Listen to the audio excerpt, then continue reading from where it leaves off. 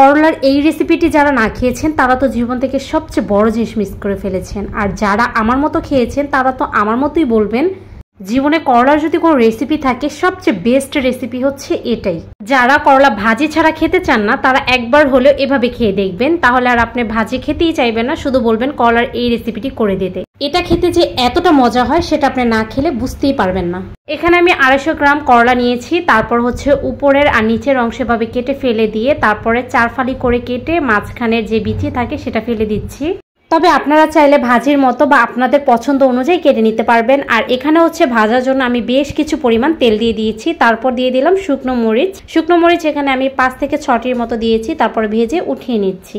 আর একটু লো আঁচে ভেজে নিয়েছি যাতে করে বিচিটা সহকারে মুচমুচে হয়ে যায়। আর এখন দিয়ে দিলাম হচ্ছে প্রায় 6 থেকে 7টার মতো কাঁচামরিচ আর পাকা মরিচ মিলিয়ে, এটাকেও ভেজে উঠিয়ে নিচ্ছি। তবে আপনারা চাইলে শুধু কাঁচামরিচটাও অ্যাড করতে পারেন। এখন এই তেলের মধ্যে আমি করলাগুলো ভেজে নেব। করলাগুলো ধুয়ে পানি ভালো মতো ঝরিয়ে নিয়েছি।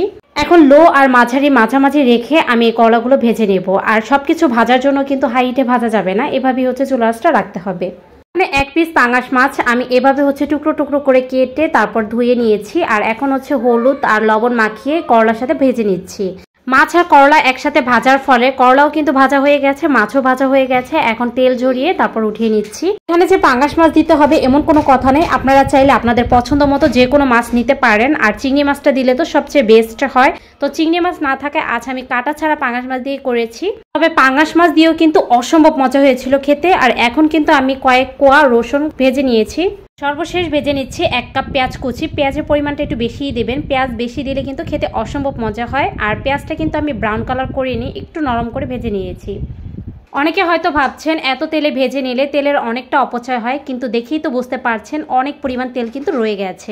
এখন সবকিছু মেখে নেবার দেখেই বুঝতে পারছেন এটা কিন্তু ভর্তা বানানো হবে। তো প্রথমে আমি হচ্ছে শুকনো মরিচের বোটাগুলো ফেলে দিয়ে পরিমাণ মতো লবণ দিয়ে এখন গুঁড়ো করে নিচ্ছি। যে কোনো ভর্তাই আপনি বানান না কেন 50% স্বাদ নির্ভর করে ভর্তা মাখানোর উপর। তাই ভর্তাটা ভালো মতো মেখে নিতে হবে, তাহলেই ভর্তার ঠিকঠাক স্বাদ পাওয়া যাবে। আর এখন হচ্ছে মরিচগুলো যখন মেখে নেওয়া হয়ে গেছে কাঁচা পেঁয়াজ দিয়ে দিলাম কিছু পরিমাণ। কাঁচা পেঁয়াজটা মরিচের সাথে মেখে নেওয়ার পরে ভাজা পেঁয়াজ ভাজা রসুনটাকেও মেখে নিয়েছি। আর এখন হচ্ছে করলাগুলো কচলে মেখে নিচ্ছি। করলাগুলো যেহেতু মুচমুচে করে ভাজা হয়ে গেছে এভাবে মেখে নিলেই কিন্তু একেবারে মিশে যাচ্ছে। আর এভাবে হচ্ছে 2টা পেঁয়াজের যদি কম্বিনেশনে দেওয়া হয় তাহলে কিন্তু এই ভর্তাটা অনেকটা স্বাদ বেড়ে যায়।